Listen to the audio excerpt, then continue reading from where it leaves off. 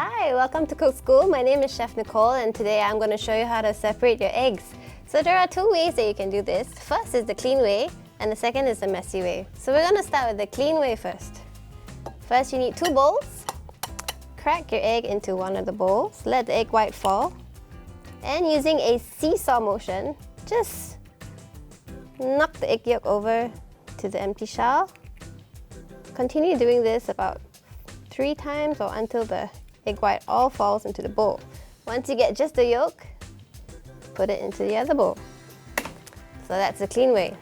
Now for the dirty way. Same thing, crack your egg into one of the bowls. Throw the shell away and pour it into the palm of your hand. Let the egg white fall and put the egg yolk in the other bowl. And there you have it, perfectly separated eggs.